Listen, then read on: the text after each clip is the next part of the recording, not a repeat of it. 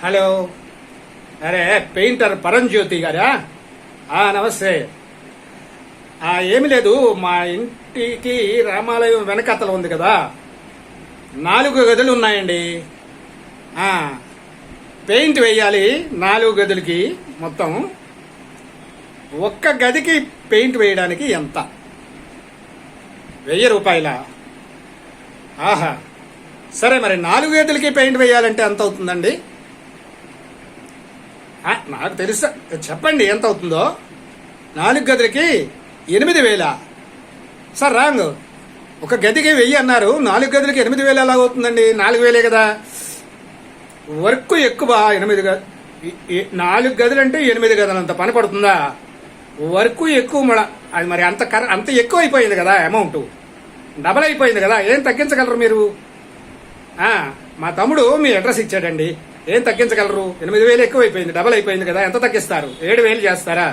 7000 కాదు కానీ నేను మాట చెప్తాను, అలా చేయండి. 5000 చేయండి, మీకు మాకు బాగుంటుంది. కుదరదా? అరే ఫోన్ పెట్టేయకండి సార్. ఇప్పుడు ఒక గదికి 1000 అన్నారు, 4 గదికి 4000 అయింది. 5000 ఇస్తాం కాదన్నారు, పోనీ 6000 ఇస్తాము, ఒప్పేసుకోండి. ఓకే. ఎప్పుడు? రేపు నుంచి వస్తారా? రండి. మా అయ్యో మీరు ఎలా అనకండి సార్, లెక్కలు తెలుసు.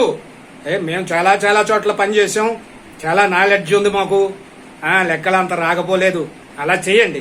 ఇంకా మాకు చాలా పనులు ఉన్నాయి, పెద్ద బిల్డింగ్ల పరుపులు చెప్తాం మీకు. ఓకే ఓకే, పెట్టేయండి సార్. బాగానే అయింది, 2000 కవర్ అయింది. తమ్ముడితో మాట్లాడదాం. ఒరే తమ్ము, మాట్లాడాను రా. 2000 మనకు మిగిలింది. గదికి 1000 అన్నాడు, 4 గదులకు 8000 అన్నాడు. నేను 6000 మాట్లాడాను. బాగుంది కదా. ఊర్లో పడ్డానా? తెంగరతనంగా మాట్లాడానా? ఏంట్రా, ఒక గదికి 1000 అయితే నువ్వు 4 గదులకి 3000 ఇచ్చావా? అదేంటి 4 గది 3000 ఎప్పుడు పెట్టి? మరి 8000 అడిగాడు నన్ను. తెంగరని అనుకున్నాడా? ఓయ్, నాకు చెప్పాను అడిగి. నాకు చాలా తెలివితేటలు ఉన్నాయని, మేము చాలా సేపలు పని చేసావు, నువ్వు అలాగే లెక్కలు రావు అనుకోకండి అని చెప్పాను నేను. 2000 తగ్గితే నువ్వు నన్ను అమాయకుడిని అంటావేటి? నువ్వు 3000 చేయించుకున్నావా? అయ్యో, అదేట్రా బాబు, మరి ఆయన చెప్పావు నాకు.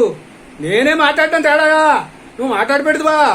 ఓయ్ ఆయన చాలే, ఆయన్ని నువ్వే చెప్పు రావద్దని, తర్వాత వేయించుకుందాంలే. ఓయ్ బాబోయ్, బోర్లో పడ్డాం అన్నమాట.